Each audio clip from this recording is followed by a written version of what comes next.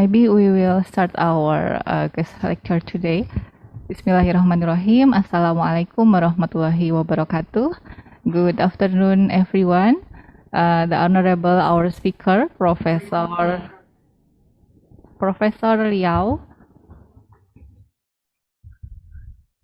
lecturers of the Hospital Administration of Universitas Muhammadiyah Yogyakarta, and all participants of today's guest lecture. I am Merita Arini, the moderator of today's guest lecture. I'm very pleased to see you here and welcome all to you for this agenda. Today's our guest lecture is about hospital organization and management challenge in COVID-19 pandemic. And ladies and gentlemen, before we start our agenda, let's we open our guest lecture today by saying Bismillah together. Bismillahirrahmanirrahim. Thank you very much. Professor Liao, we already met him in the past guest lecture. He is one of the lecturers of Asia University, and today he will share and presentation his material to us again about the very interesting topic. Okay, before Professor Hung and Liao PhD will present his material, maybe I will briefly read his curriculum vitae again.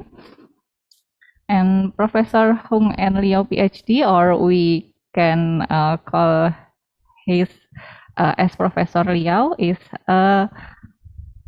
Associate Professor of Asia University from a Department of Healthcare Administration, and he is have so many experience and expertise.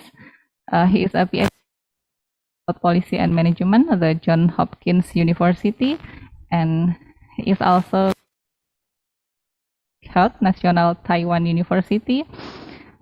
He is also visiting professor in Southeast University, China, consultant in China Medical University Hospital, Deputy Secretary General in Alliance for Healthy Cities Taiwan, committee member Long-Term Care Services Network and Quality Improvement Project of Ministry of Health and Welfare. And he is also committee member of Age Dynamic Project, Council of Indigenous People, Executive Yuan. Okay. First, before presentation of Professor Liao, let me inform how the presentation will be going on. The first, Professor Liao will be invited to present the material, and after that, there will be question and answer session, and followed by conclusion. And all participants will be allowed to ask question by type in chat room or raise hand in the next session. Now, allow me to welcome the speaker, Professor Liao, to deliver his presentation. Professor Liao, the time is yours. We will share your screen. Okay. Okay. Thank you, everyone. Okay, again, thank you for having me to have today's presentation. The topic is Hospital Organization and the Management Challenge in COVID-19 Pandemic. Okay, then first of all, I would like to admit that Taiwan did not, in facing the COVID-19 outbreak, Taiwan did not do very, very good, especially in Taiwan. In our vaccine purchase policy is not very good. But I would like to share our experience with you about what we do in our hospitals. Okay, then next PowerPoint. Let me begin. Today's my presentation are all evidence-based. Okay, let me begin with some famous consulting company in United States, KPMG. I don't know if you heard it or not. It's global consulting company.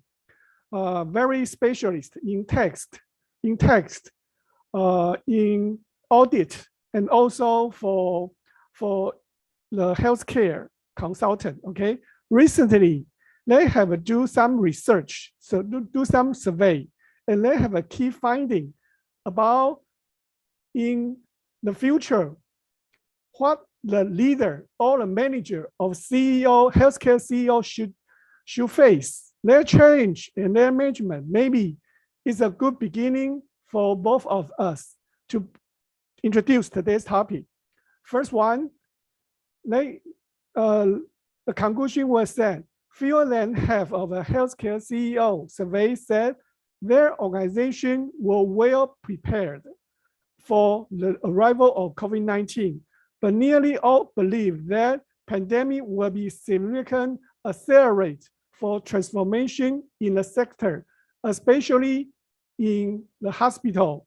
I know most of the hospital in Jakarta or in Indonesia are overloaded right now, but we need to do some, but it's also the crisis is also an opportunity to accelerate our transformation of hospital.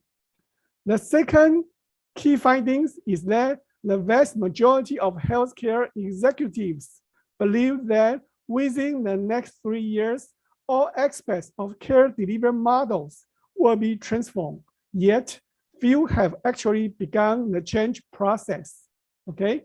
So today, I'm going to introduce a quite good management mode. It's called Agile Management, Agile Management, A-G-I-L-E, Agile Management, okay, the concept. Next PowerPoint, next. Okay, would you please turn to next PowerPoint? Yes, there is consensus amongst health leaders that current delivery and the business model are ill-equipped for the coming change, and many are making efforts to prioritize quality over quantity of care.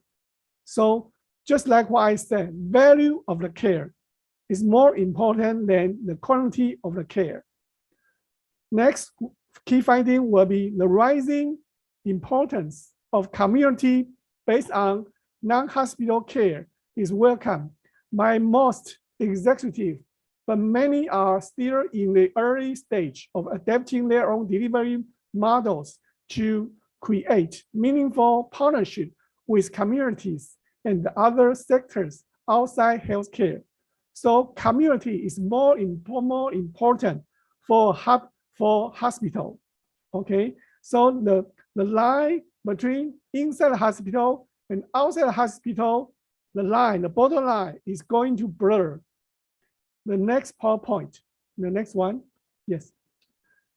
The key finding is, one of the key findings is that on workforce challenge, health leaders are currently focused on supporting and optimizing their current capacity while recognizing the looming capacity gap between future demand and the labor supply. In this COVID-19 outbreak, we can see due to maybe the government did not announce the infectious case, not very clear. So everybody get panic. Everybody crowd in your hospital. You can see that's the reason why in this July, there are a lot of people, there are a lot of people crying in your hospital. The capacity is overload. You know better than I, okay? So how do we do the process management is more important. Then the technology is understood to play a vitally important role in transforming healthcare from healthcare delivery to workforce augmentation to customer centricity, and only a few executives have created digital strategy that look far enough into the future.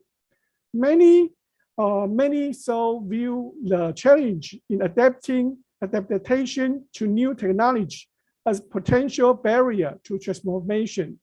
So right now, I believe that right now, the question should not be not if, but when how soon will we adopt the technology? How soon will we use the big data to make our diagnosis more precise?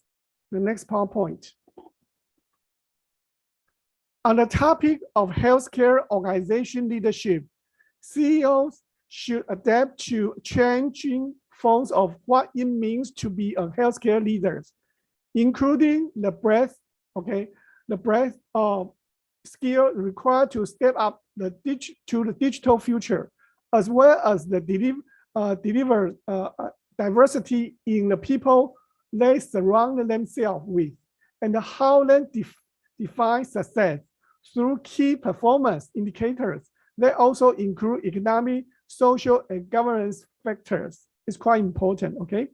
Then the health leaders should further reflect upon the coming years of transformation and how will their plan reconcile with this. The survey should indicate where the momentum of the sector is heading toward, and the CEO should evaluate the readiness and the plans accordingly to own the future, engaging, incentivizing, and empowering their teams, and the community will be the key, okay?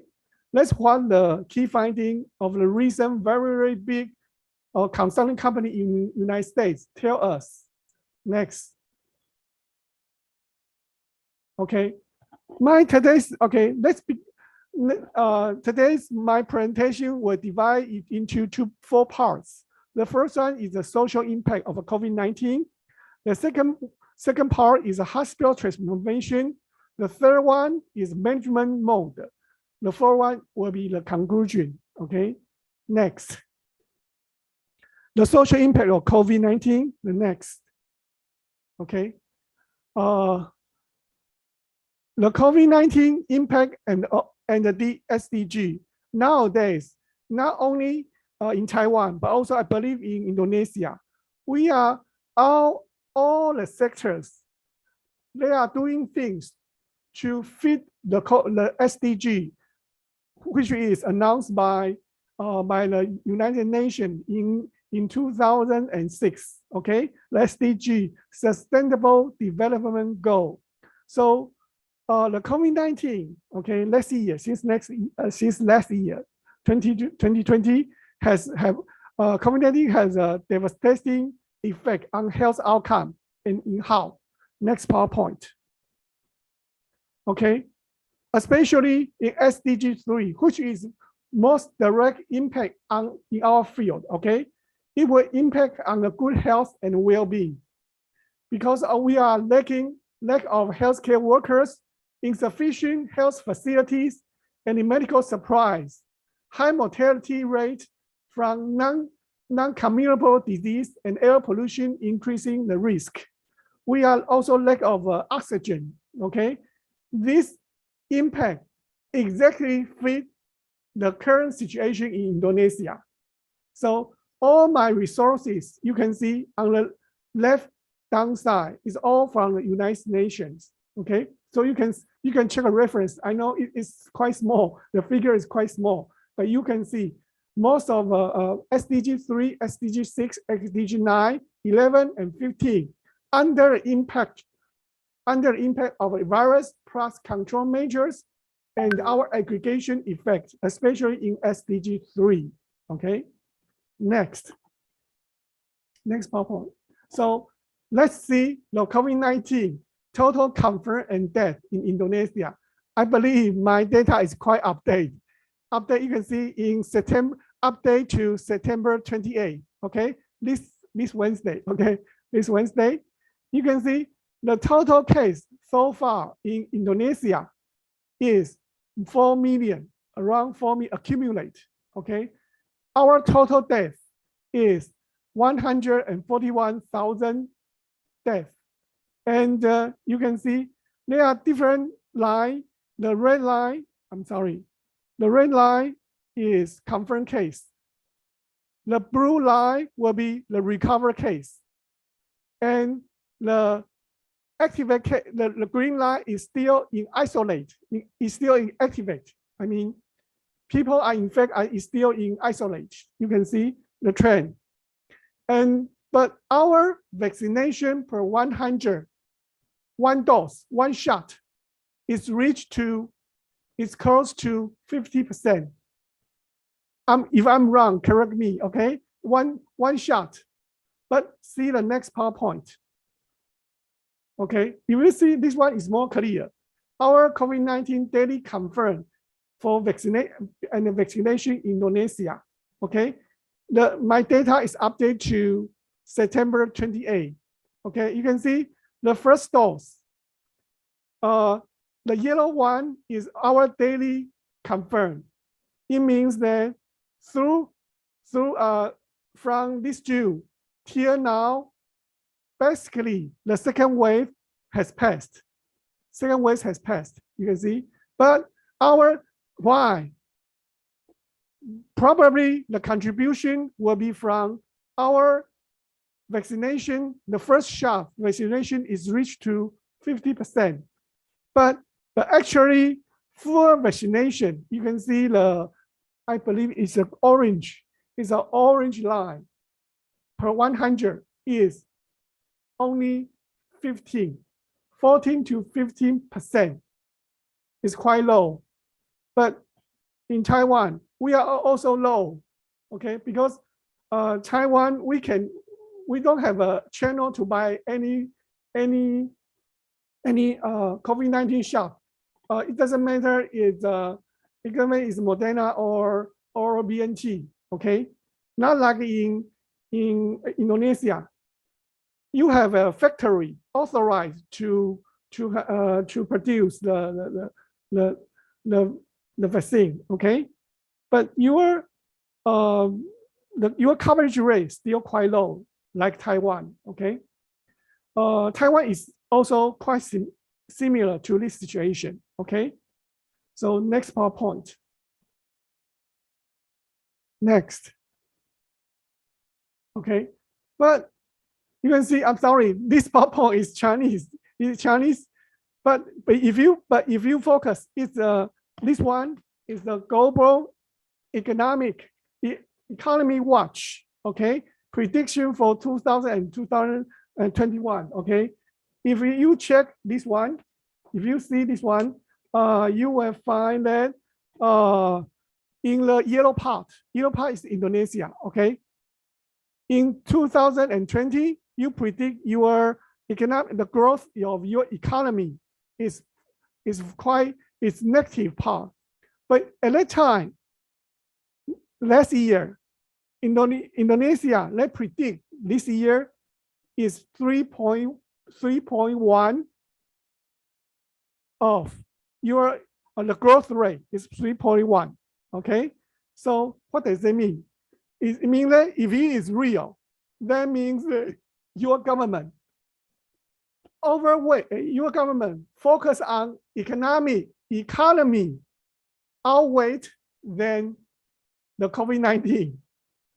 Okay, not like in Taiwan. Taiwan right now, we have locked down our airport, everything. So we don't have not so many cases. But your government is focusing on economy more than this kind of outbreak. Okay, the next one.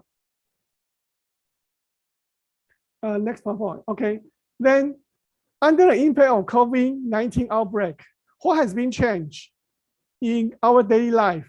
What will be our new normal life? All we know that we have a non-pharmaceutical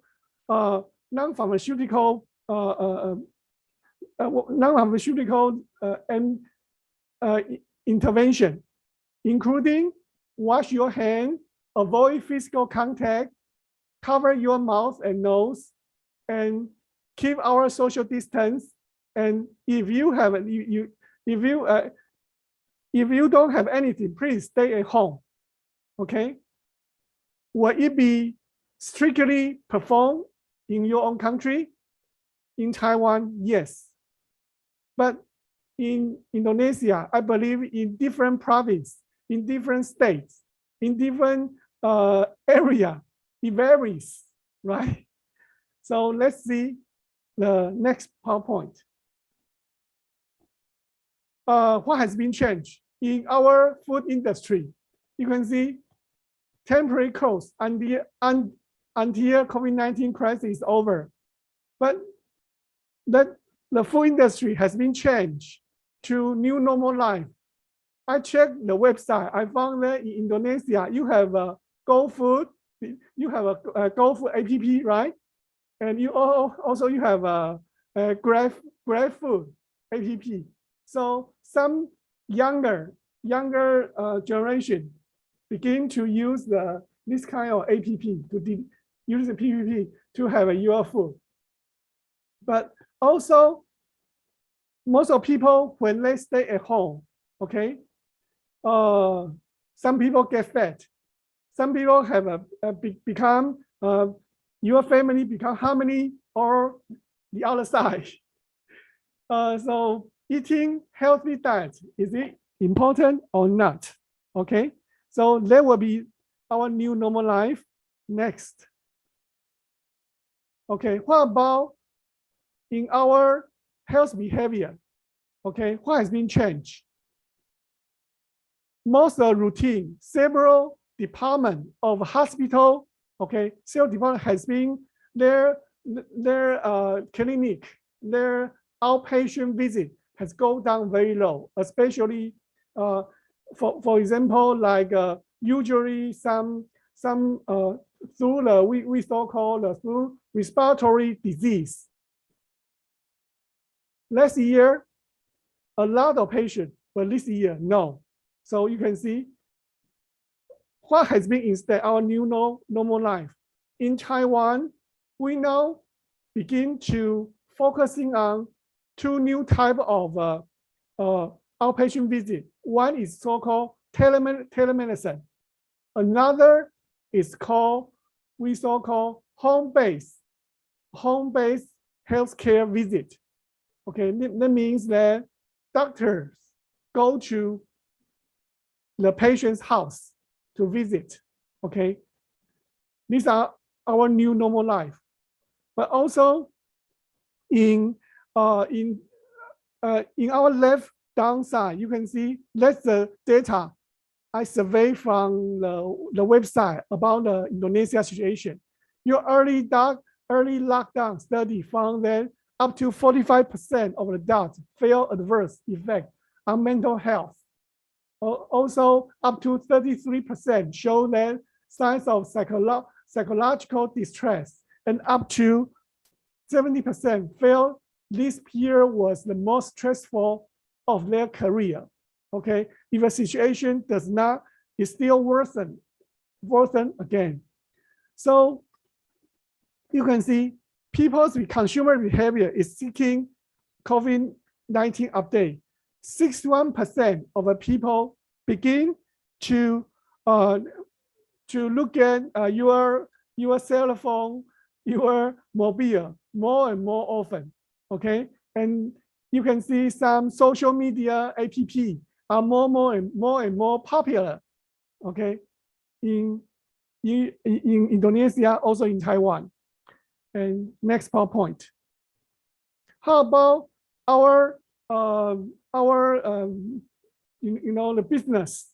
You can see what has been changed. Usually people go to a gym to do, but right now, most of people during the epidemic period, okay, people stay at home.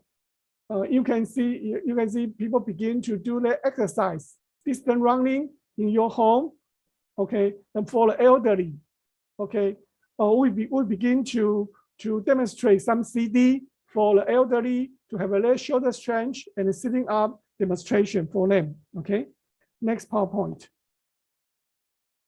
How about for transportation? The transportation, you can see what has been changed.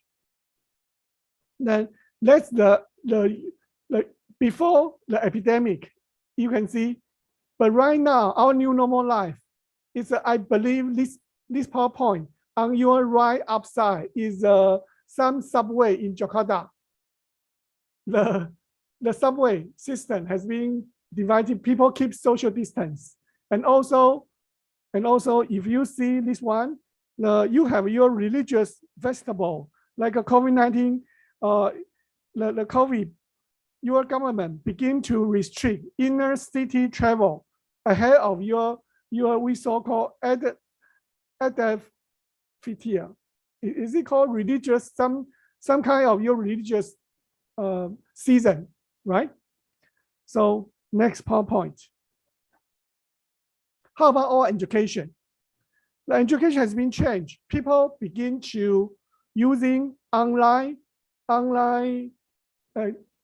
distance education. But right now, I found out that more and more schools begin to recover from their new normal life, but different from before. You wearing a mask, you're wearing a mask, have a face shield, something like that.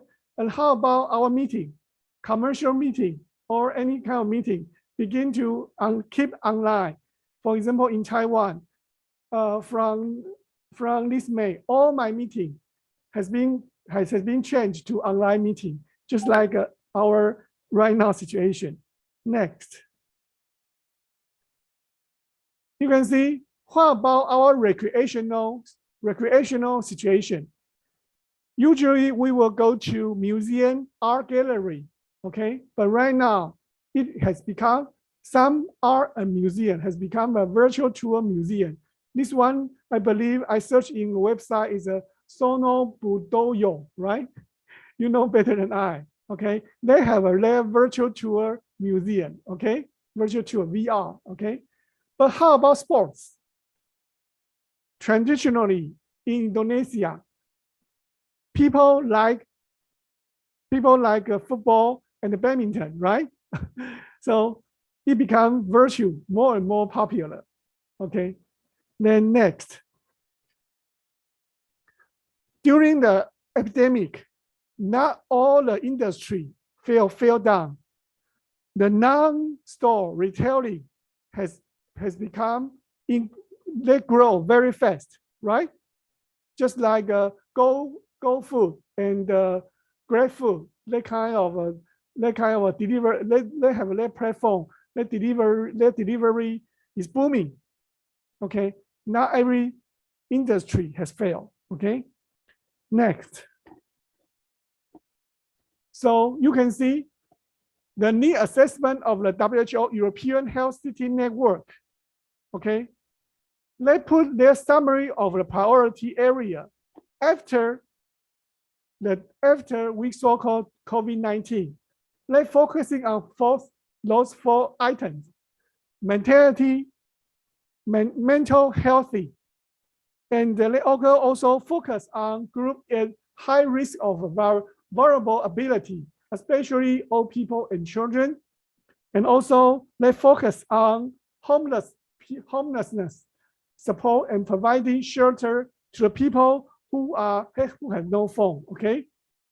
And also in Europe, the WHO and the UNECS to partner to sharing resources and the linking to the two network to support the COVID-19 response, okay? That's what the WHO European Health City Network, what they focus. But how about the WHO European division, okay? Next. They also focus on the mental health coalition, okay?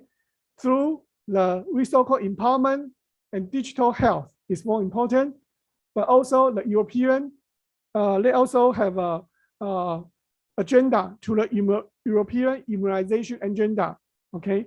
And the final one is healthier behavior. They incorporating behavior of a culture insight. Their target is to 1 billion people with universal health coverage. Okay, that's what they do. But also they would like to have 1 billion people. Their target is to reach 1 billion people have to provide health emergency. Okay, can cover by health emergency. They also wish to have 1 billion people to enjoy more healthy and well-being. Okay, that's what the government or what the European division they plan to do. They have done. Okay. Next one. As I told you, the digital transformation is quite important. Not only I believe in every industry. Okay, you can see during the epidemic outbreak. Okay, with digital transformation, the industry with convenient digital transmission, their growth are booming.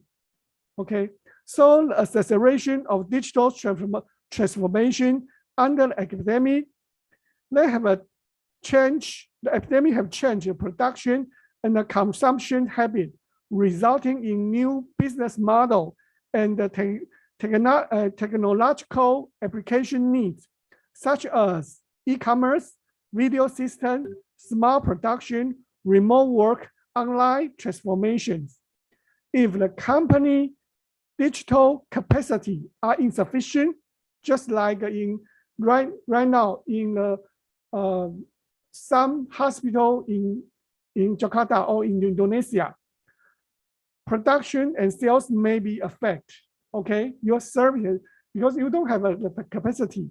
In addition, at the national level, during the epidemic, country they could effectively control data and make good use of digital technology will have a higher epidemic prevention efficiency. For example, in Taiwan, we have a national health insurance system and a strong information technology capacity.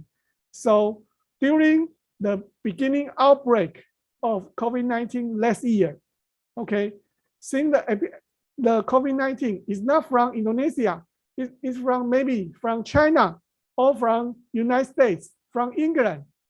So at the border, at the airport, every foreigner, we have a screening. Every Taiwanese, when they back to Taiwan, they got to have a health insurance card. The health insurance card will register their entry record. So if they enter Taiwan and they feel something wrong, so they go to any clinic.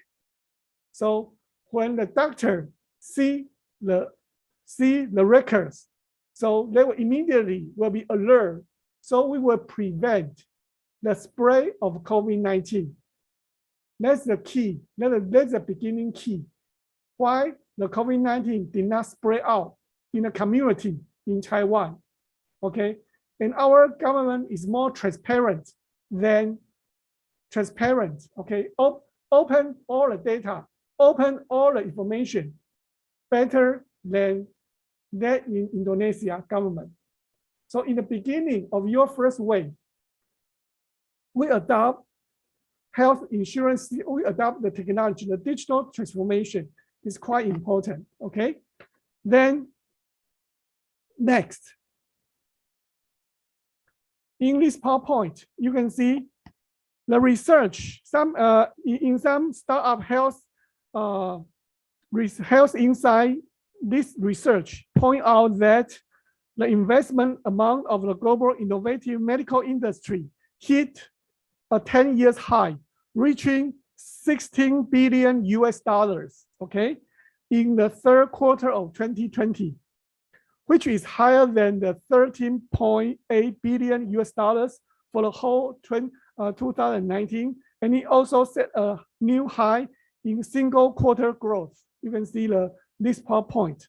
So not every industry has failed. Okay. So next PowerPoint, but which might bring out the discrepancy between poor and the rich are more extreme. Okay. So this PowerPoint, in response to epidemic, how can the medical society efficiently enable doctors to have a complete training, equipment, and a sufficient medical manpower to perform their task? Then how to flexibly reduce the load in routine medical treatment while safeguarding safeguarding the medical right of the patients, how to maintain the enthusiasm for learning, okay, in the training and the research and development in the dynamic medical reform environment, okay.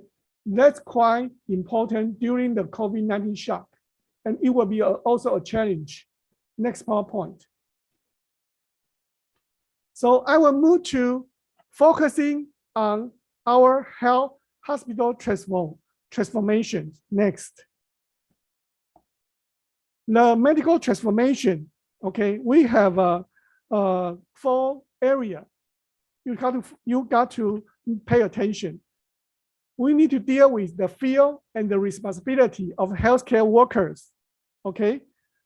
Their risk of infection, and they also need to maintain the responsibility of the work.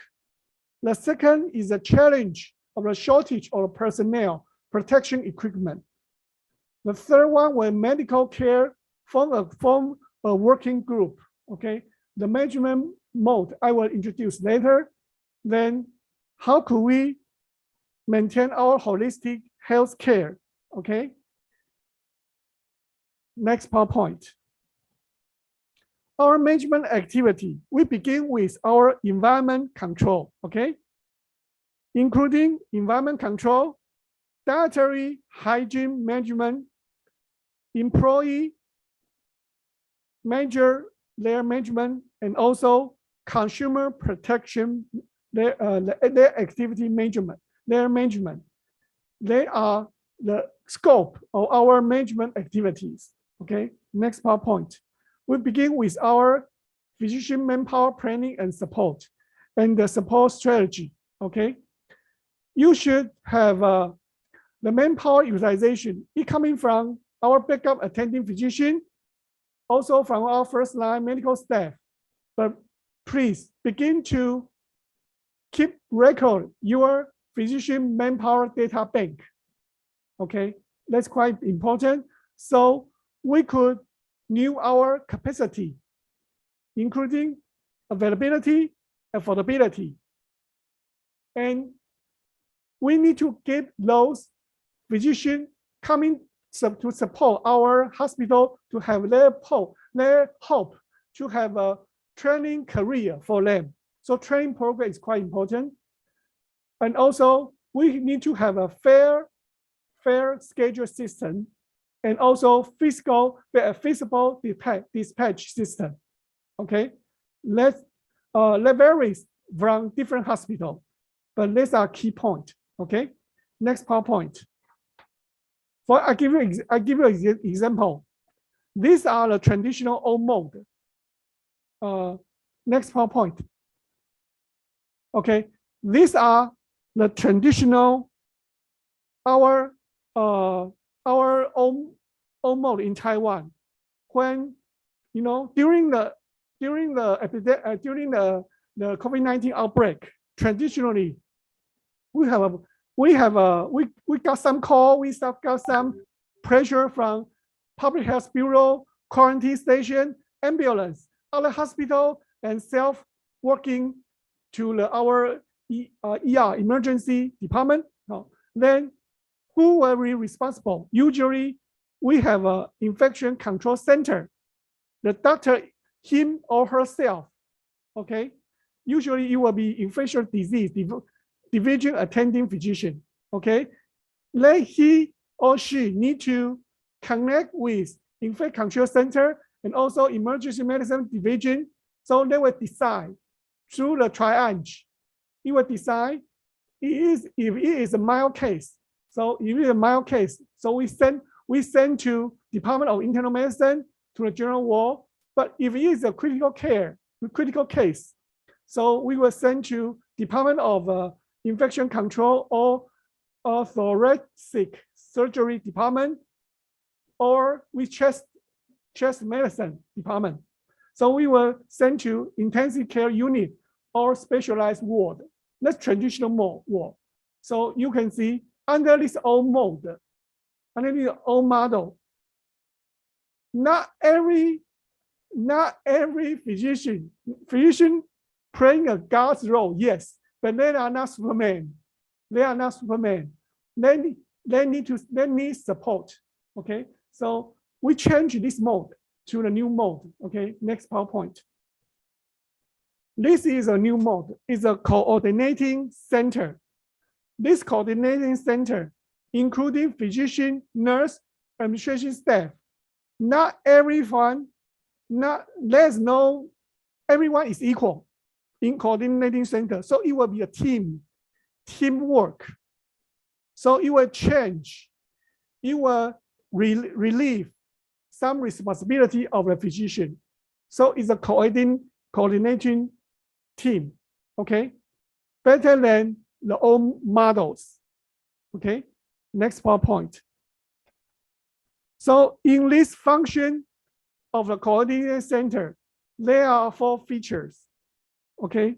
The feature is that change the traditional mode of the doctor alone, conduct as an integrated team. The physician keeps informed of the latest information on the academic 24 hours a day.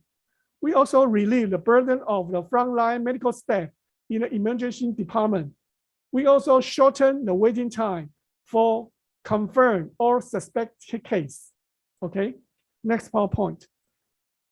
Also, in Taiwan, we have very good, next PowerPoint. We also have very good data analysis system. We have a real-time control of work capacity.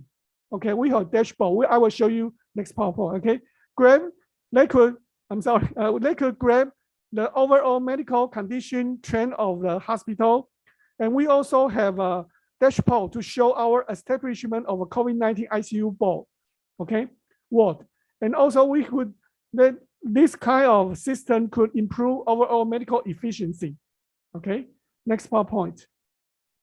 These are dashboard. Okay, next PowerPoint.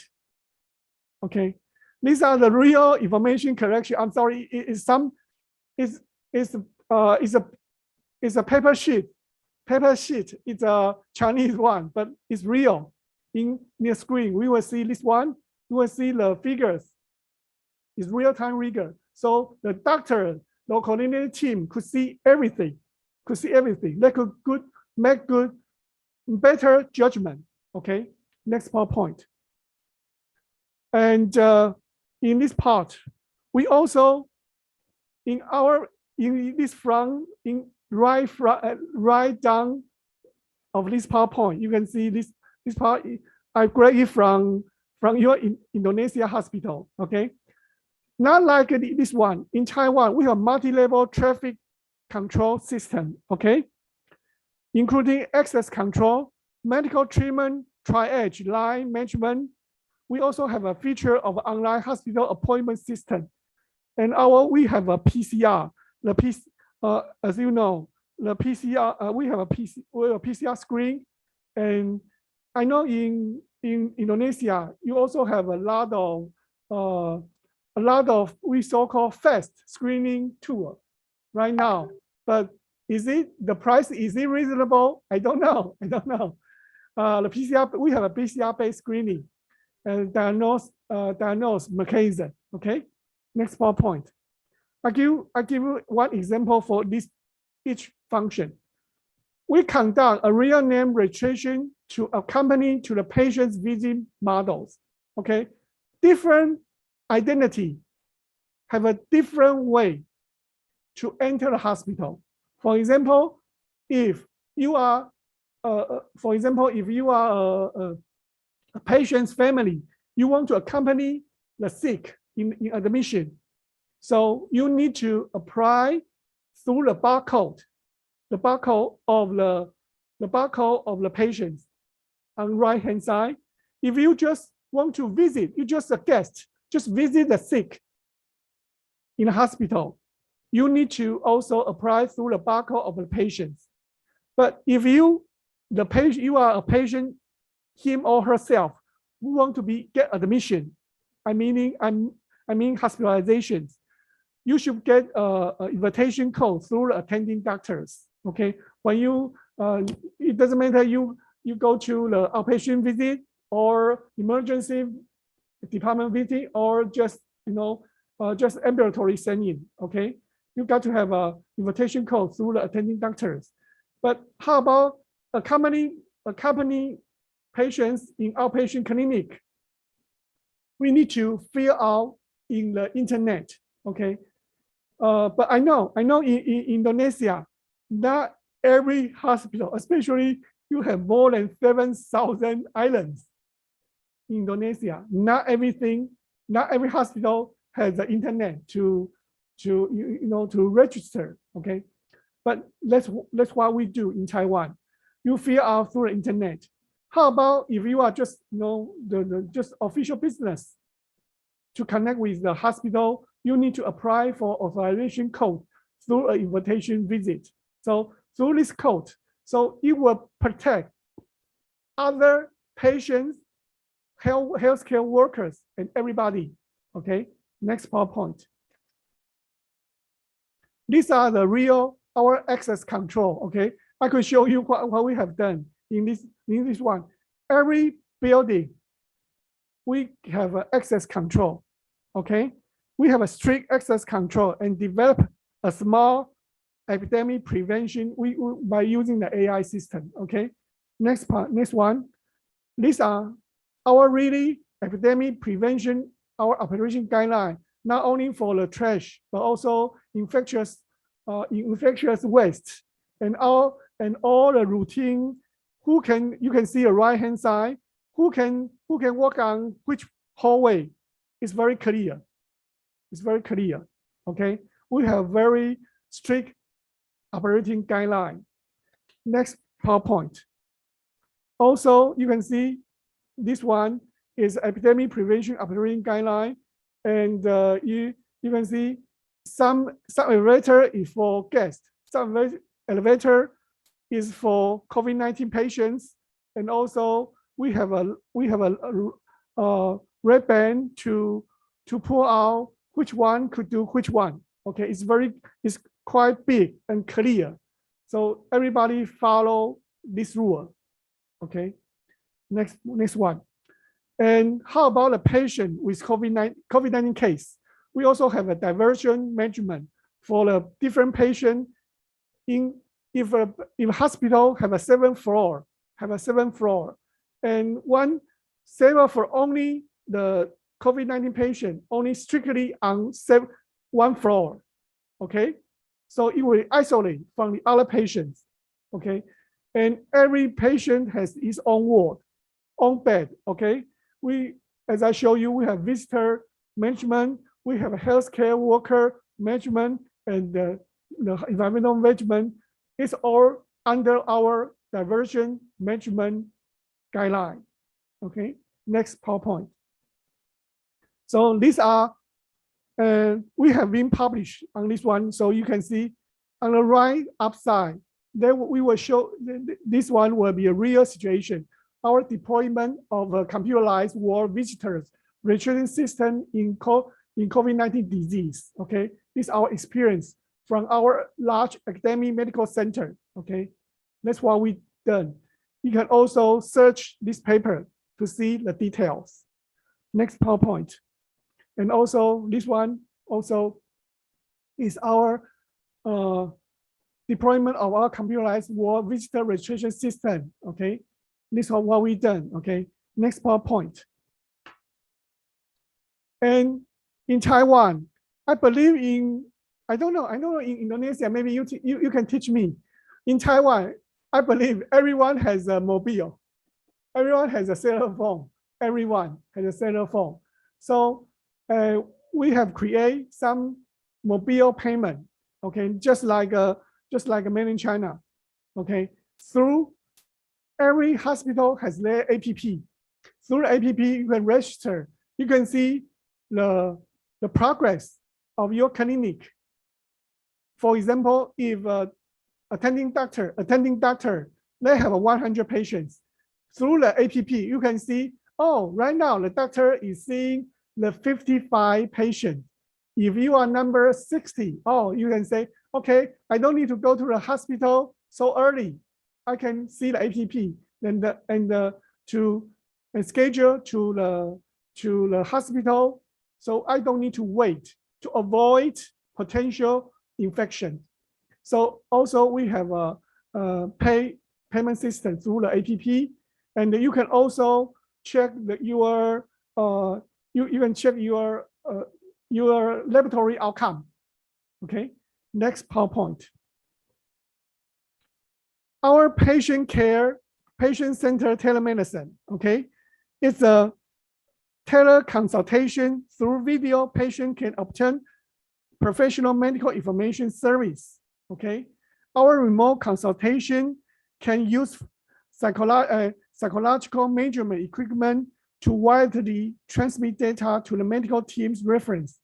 And our patient center is different from the traditional medical treatment. Telemedicine enables patients to have a high degree of autonomy and flexibility. But I need to admit that right now in Taiwan, the telemedicine only applies to 5 sense department, meaning eye clinic, no ENT clinic, something like only for this one, because our National Health Insurance Agency need to check out, is it really effective? Is it really effective to avoid abuse the resources? Okay, next PowerPoint.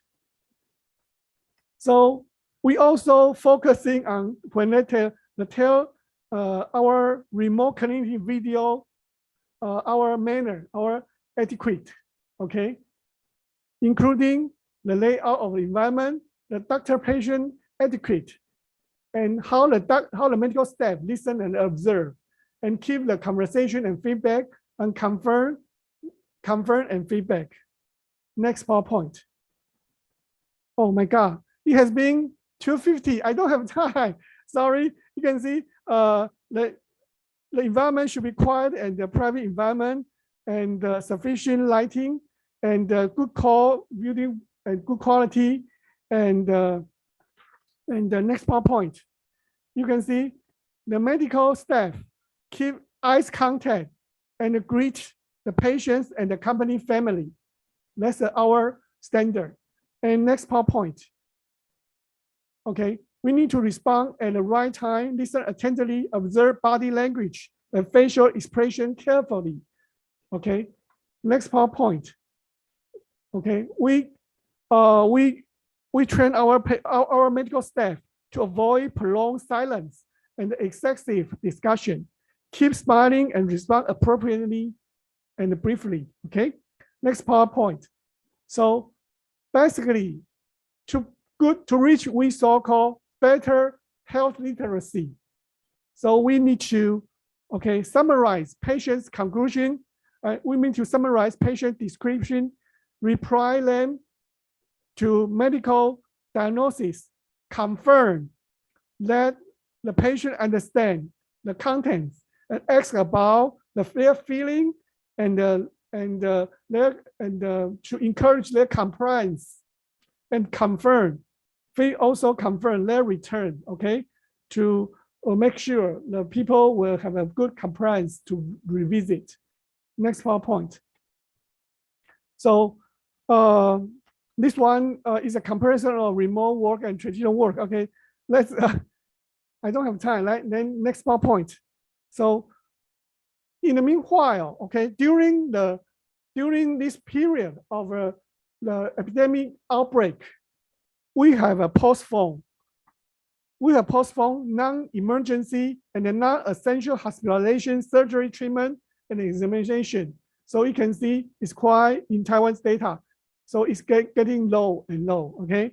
And government has some subsidy to hospitals. Next PowerPoint, okay? Then, I'm sorry, I need to move next PowerPoint. Next PowerPoint is about training. We have virtual training system. Next PowerPoint, I'm sorry. It's quite usually in 10 social media, okay? Introduced, okay? Next PowerPoint. And I need to, next PowerPoint. I need to focus on the management mode. Since I don't have enough time, but I will give you, I have all give you where is my sources coming from, okay?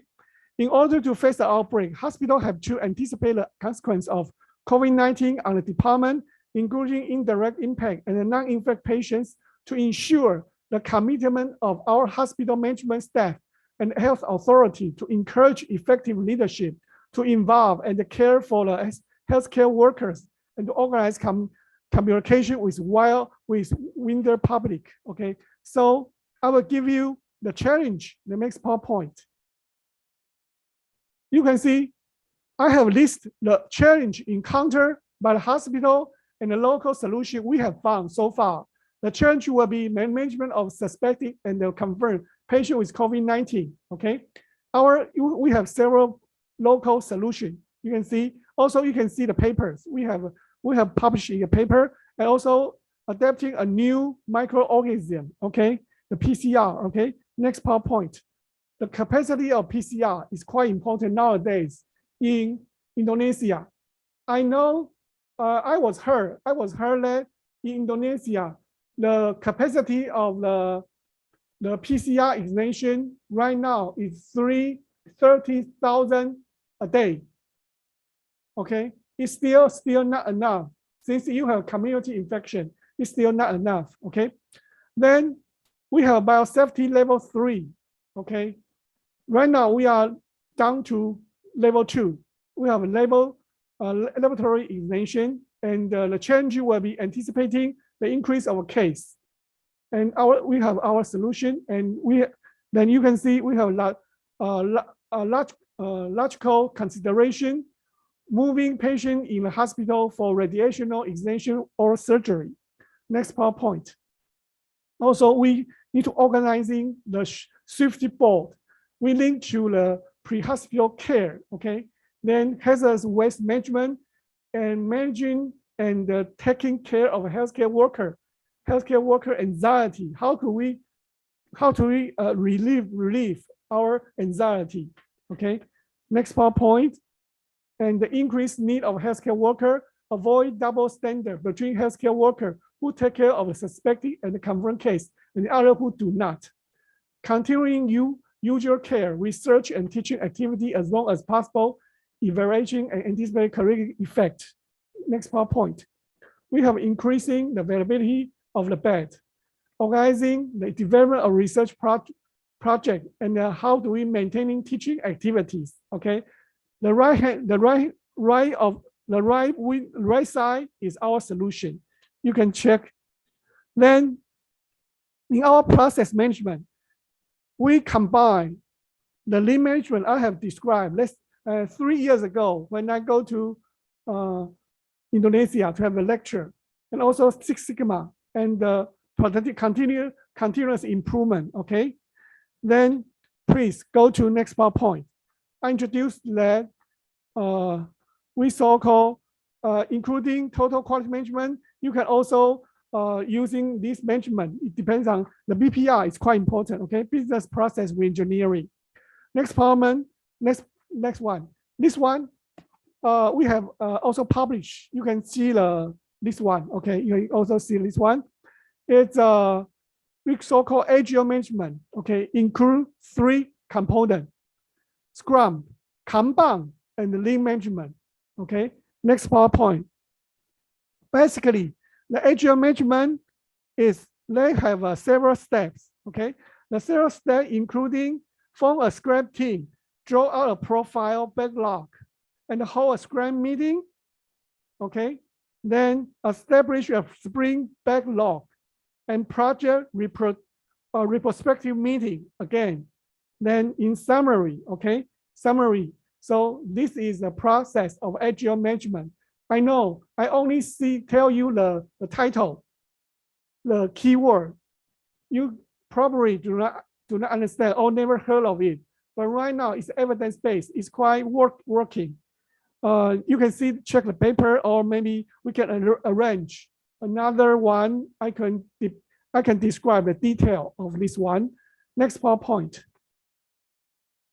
And the Scrum, okay, the Scrum, the idea, you can see the downside. It's openness, courage, respect, and focus. And then the final one is commitment. Okay, it has a 3 row, 3 etiquette, artifact, 5 events, and 5 value. Okay, to construct the Scrum. Okay, next PowerPoint.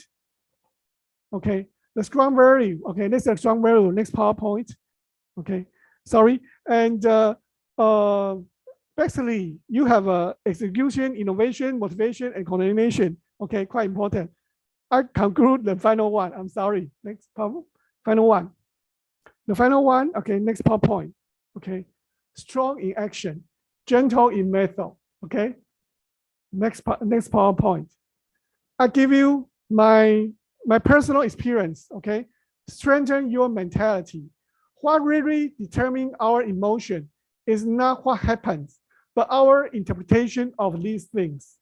So facing setback, we also facing a lot of setback, frustration. Facing setback, frustration, and growth of COVID-19 is not the most difficult things, okay? The most difficult is facing the setback and growth without losing our enthusiasm for the life, okay? That's most important, okay? Don't lose our faith and our enthusiasm, okay? Then next PowerPoint, the SARS, okay? 17 years ago, I should say 18 years ago, Taiwan has faced a very similar infection event. At that time, we turn to suspicion to sympathy. We turn to alienation to appreciation. We turn to resentment to self-reflection. We turn to stigmatization to self-depreciation or self-devotion ourselves. I believe it's quite important for today's lecture. Thank you. Next PowerPoint. Okay. Okay, thank you very much for Professor Liao for the very interesting and informative presentation. This is a very, very enjoyable presentation for us. Maybe before we start to the next session, some of participants maybe will directly ask to Professor Liao. You can raise your hand and unmute yourself and open your camera, please.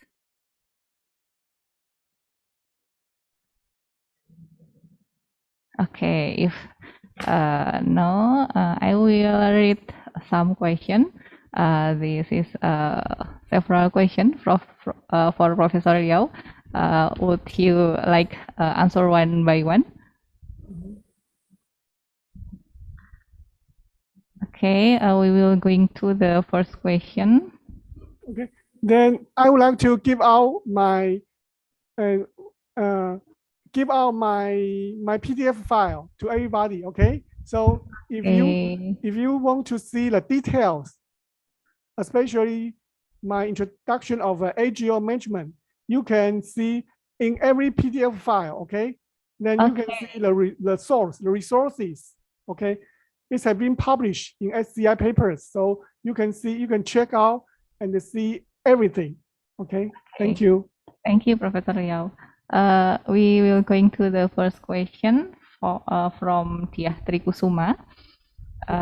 This is about telemedicine. As your explanation before, maybe Professor Liao would like to explain more to us before some participants still curious about the use of telemedicine in Taiwan that maybe so far away than in implementation in Indonesia. The question is, how far is the use of telemedicine in the health services in Taiwan? Is it limited to consultation or teleconsultation or health monitoring? And what about the patient physical examination or maybe treatment? And maybe it's very close with legal aspect of telemedicine in Taiwan, maybe that may be different with Indonesia. Okay, please, Professor Liu, you can answer it first. Okay, first of all, the telemedicine right now, I believe in Taiwan, I personally don't believe Taiwan do it very good, okay? But the model of telemedicine in Taiwan, okay, then it got to be acceptable by the people who pay for it. In Taiwan, since we are in the national health insurance system, so now, right now, our national health insurance agency only accept the model of telemedicine is like, okay, in we so-called remote area, okay? In remote area, you got to the doctor, okay? For example, the eyes doctor. The eyes doctor, if some resident in remote area have a problem with their eyes, okay?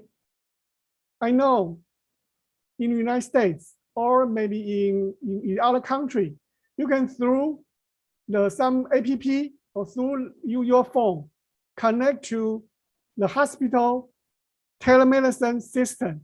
So the eyes doctor could see something wrong, but sometimes you still need to, because lack of some machine to see what's wrong with their eyes. So our national health insurance cannot pay for that. Okay, the only model successful in Taiwan is that unless there is another we so-called family medicine doctor on the scene, keep company with the patients in his or her residency, okay, through the communication with the eye doctor in the hospital and also the family medicine doctor besides the patient in his home, okay? So with the help of family doctors, so we can make a more precise diagnosis. Therefore, our National Health Insurance Agency will pay for it. Okay. I know it's not quite directly about what we see, what we so-called very convenient telemedicine. But we try, but since the National Health Insurance Agency pay for this fee, so they need to see the real effectiveness. Okay, so far, our telemedicine only apply for few departments like eyes clinic, ENT clinic, and throat clinic, and but not apply for cancer patient treatment, that kind of department. Okay, so only for we so-called 5 sense: eyes, nose, mouth, and that kind of just general clinic, problem only. Okay, I don't know about in the implementation in Indonesia right now. And because what I say is real situation in Taiwan, everything we need to see is effectiveness. It should be verified effectiveness before see convenient situation. Okay, the technique is easy, but how the technique is not a barrier. Okay, then what make the people who pay for it believe it is more difficult. Okay. Okay, very interesting, Professor Liao. Mbak Diah, maybe you will you have some feedback for Professor Liao answer, or enough for you? Maybe the one who raised this question can teach me and tell me how do you process your so-called telemedicine in maybe in Jakarta or in Indonesia, since you have more than 7 islands. Then tell me. Okay. Okay, maybe some of participants will share with us about telemedicine in your hospital. Maybe from Dr. Sutomo Hospital, some student will share with us. Dr. Heri Suroto, maybe you have experience about telemedicine Yes, in your thank you. hospital. Thank you. Okay.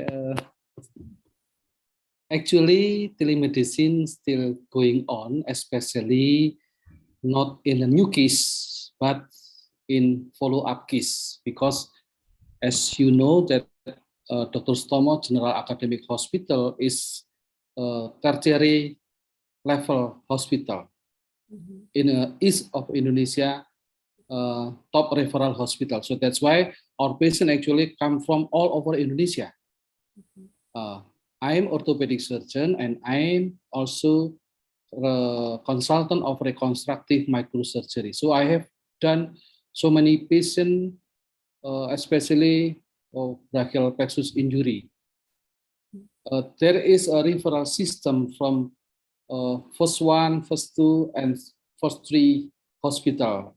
As a top level hospital, so we do advanced surgery, and of course we still don't cut the connection between the hospital with another hospital. So that's why we still connect to the patient and family, and also the referral hospital before. So that's why this is part of the telemedicine. But actually, we still not have a good system, especially for telemedicine. But practically, we have done that telemedicine. Thank you. When you perform your telemedicine, I'm sorry, I'm an audience, okay? When you Yes. perform your telemedicine, does the patient need to go to their local clinic or go to their local hospital? So you could connect your telemedicine between the local hospital to your national hospital, to your hospital. So you can diagnose, diagnose the patient through the telemedicine. Okay, once again, telemedicine that we have applied is not for the new case, but is the follow-up case after surgery, for instance. I see. In my so that's why we just follow and keep in contact with the patient, because after surgery it is still needs to do rehabilitation program. Yeah. Yes. So far till now we still don't have infrastructure that we connect to the patients from the hospital to the hospital, especially it is quite difficult for patients to come to hospital first and in that hospital contact with me, but we use social media. Yes. We use social media to keep in contact with the patient and family. Okay. Understood. Thank you. Okay, thank you, Dr. Heri, for your sharing. Maybe another participant will share more about telemedicine.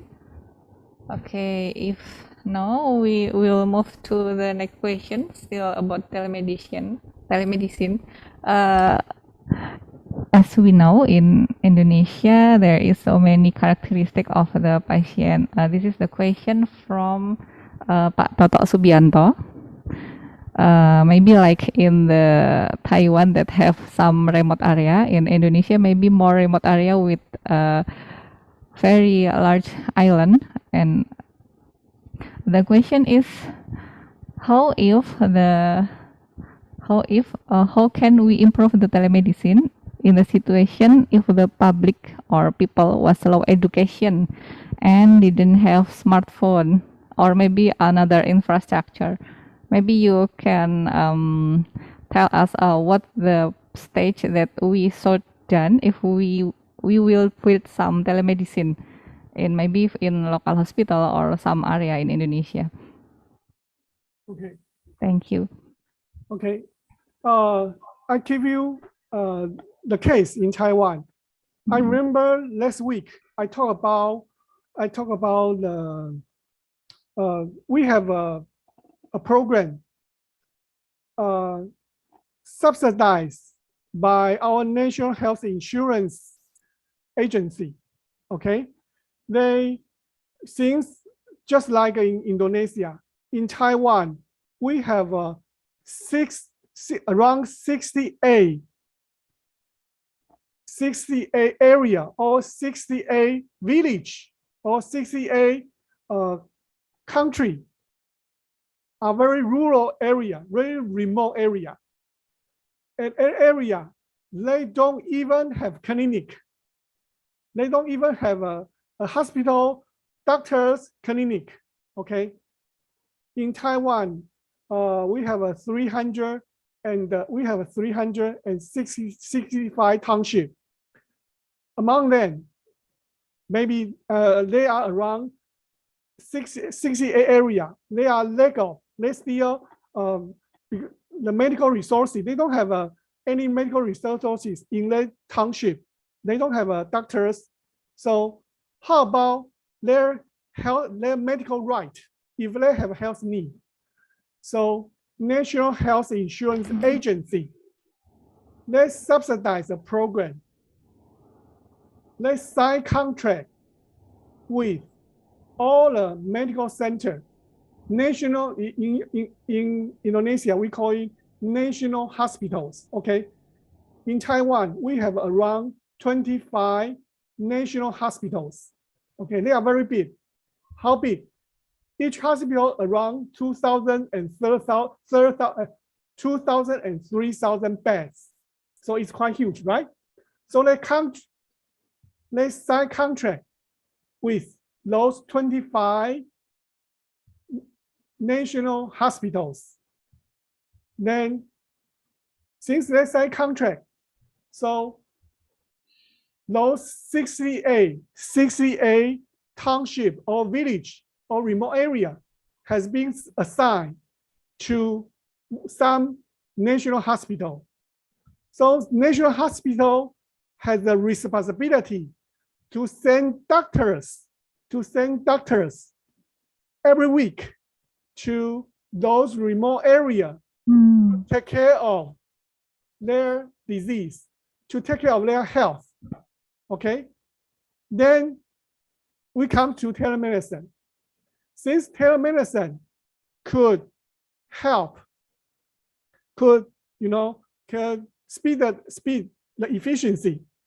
So in our system, okay, so some doctors coming from national hospital will cooperate with the local clinic, solo practice clinic, very small clinic nearby those remote area. So the physician serving for little clinic will go to the patient's house in remote area. Okay, so as I told everybody, if the physician in national hospital would like to use telemedicine to treat patients in remote area, there must be local doctors keep company with their patients, right? So they could use the local doctors' cellular phone to connect with the system, with the national hospital system. So through this kind of telemedicine, this national hospital still could take care of all the residents in remote area. Okay, there are two parts. One is we so-called IDS program, Integrated Delivery Service System.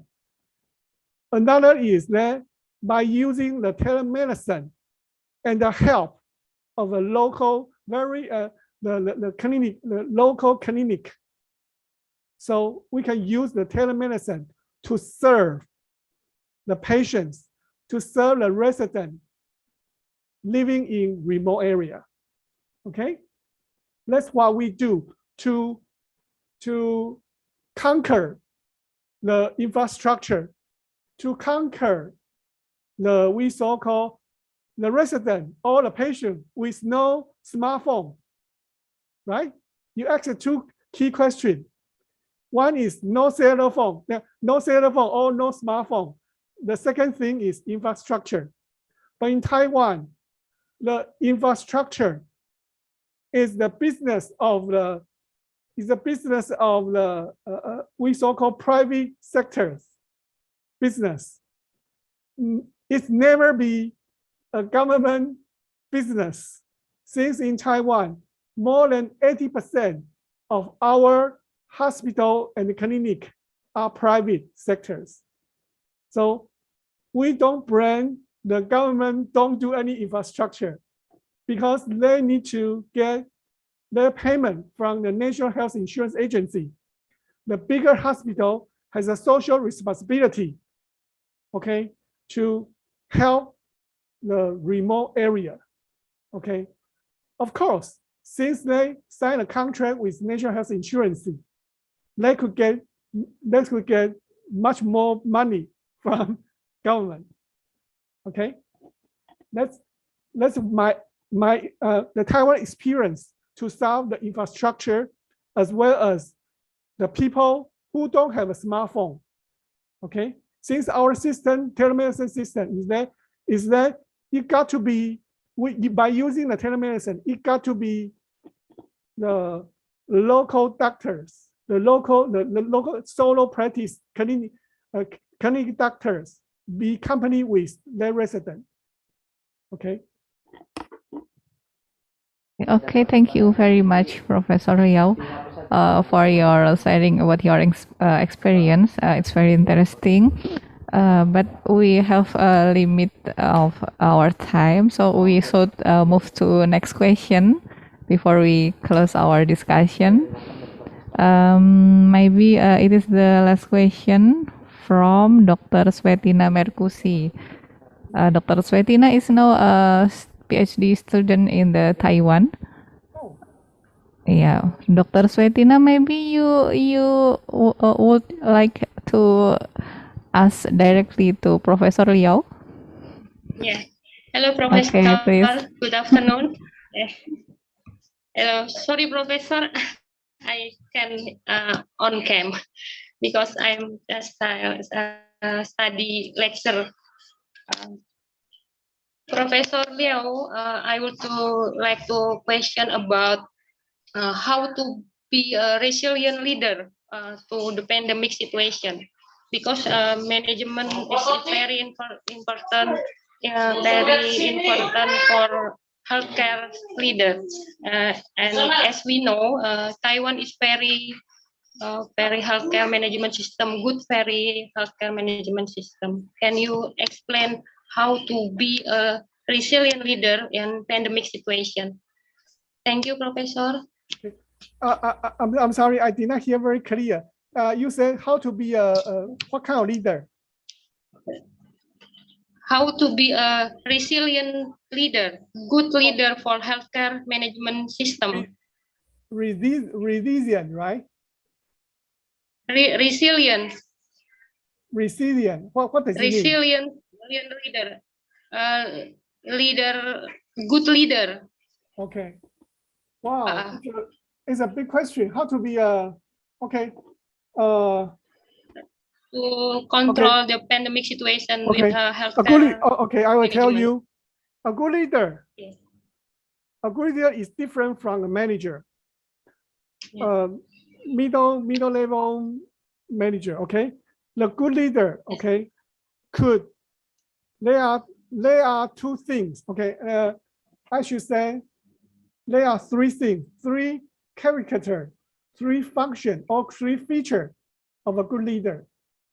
First one, a good leader should inspire his subordinate, his workers, okay, could inspire. Okay. Second thing is that a good leader could see the difficulty, the drawback, something details. They might broken the whole structure of our company or our structure. You could see something that the other people did not see. Okay, he could foresee something. The third one will be a resilient or with a very good leader should point out the right direction.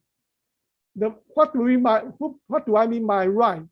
The direction he believes it will be beneficial for his team. Okay, so my conclusion is that he could inspire, he could point out something wrong, he could foresee something wrong. He could point out the right direction. That's what I mean by very good leaders. Okay. The resilience, not only to bring us back to the normal life, the resilience being that inspire people doesn't mean that he need to do everything. No. He just inspire people to do the right thing. Okay. But he is not necessary to do it by himself, but he need to point out the right direction. He need to foresee something wrong in advance, so to avoid many mistakes. Okay, that's what I mean by the very good leader. Okay, thank you. Okay, thank you, Professor. How about to control stress pressure from owner, from government, to control manage healthcare system with pressure from government, pressure from owner, pressure from the other employment. How to implement leader for convenience situation. Hello? Hello? Can you hear me, Prof? Yes, I'm listening. I'm still trying to understand the question. Yes. How to be a leader to manage stress pressure from government, from the other employment, from owner of healthcare. How to be manage the leader's mentality for this situation, pandemic situation is very crowded and very hard pressure for each other. Thank you, Professor. Can you give me a solution? Are you talking about the government or talking about the leader? Yes, okay. Because the regulation and policy is always change with the situation of pandemic. Okay. Yes. Okay, I give it, since the time limit, I give you just one quick answer. Okay. Yes. Recently in Taiwan, we also criticize our vaccine policy. Okay, since in Taiwan we don't have enough vaccine, the government did not do very good job. Okay, we have a very good old saying that the people who have determination will find successful way to conquer the situation, but not to find the excuse to explain why you are failure. Okay, I mean, as a hospital administrator, you face a lot of difficulty, you face a lot of regulation, face a lot of pressure from the government, regulation, something, a lot of whole, we so-called shit, a lot of shit, then the people who have determination will find the successful way to conquer, but not the excuse, to why you are failure, why we cannot do this, why we cannot do that. No. Okay. So I would like to give this old saying to share with everybody. Okay. We encourage our people, we encourage those professionals who come to my lecture. Okay. Work hard, work smart, and keep positive, and don't lose your enthusiasm, okay, to helping people for their humanity. Okay, thank you. Okay, thank you very much, Professor Riau. My Dr. Swetina got the answer. Yeah. Okay, thank you, Professor.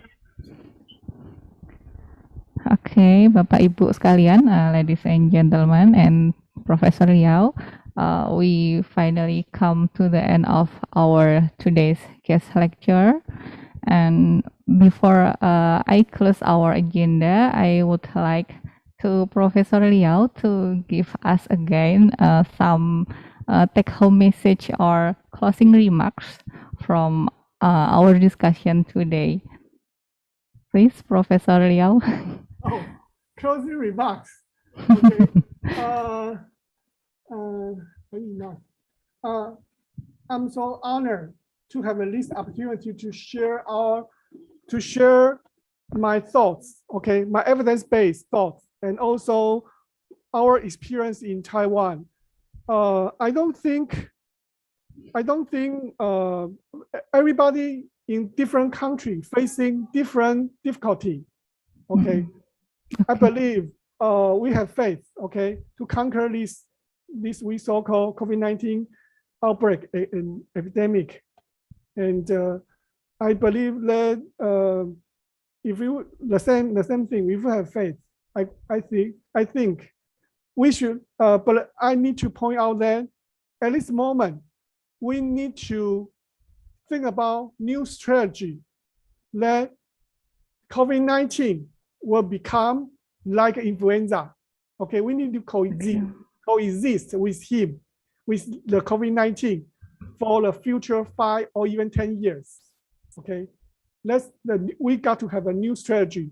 Right now, we Taiwan have formulated the new strategy to foresee when we have when we reach 70–80% of a full vaccination, just like in Indonesia, maybe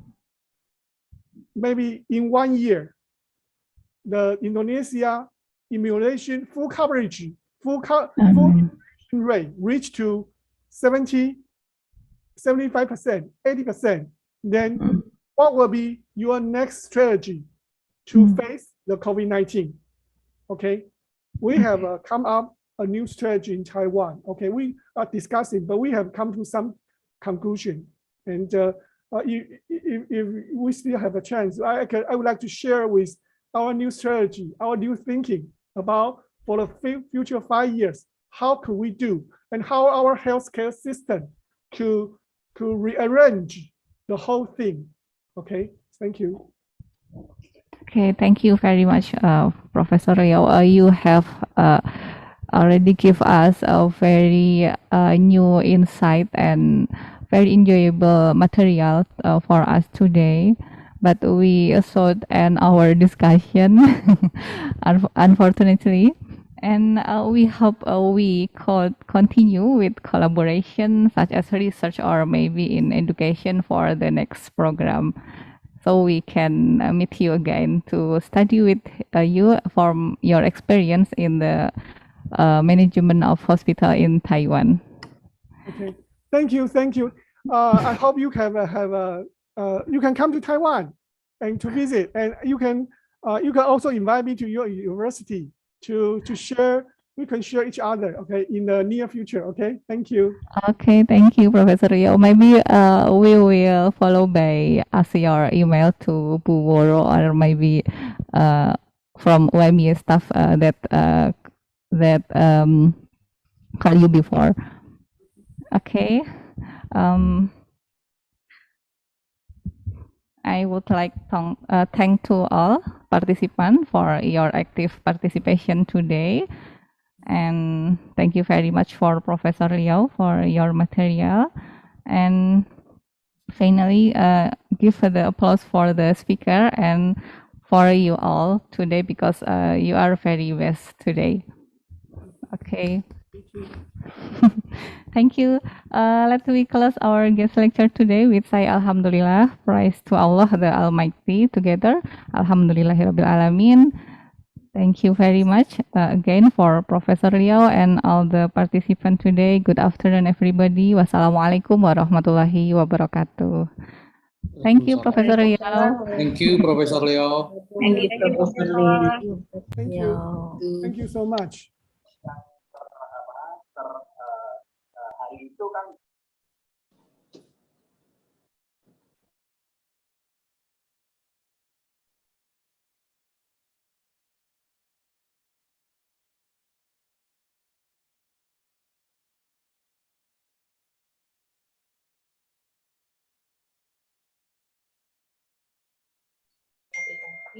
Matur nuwun Ibu. Sami-sami Bapak Ibu, selamat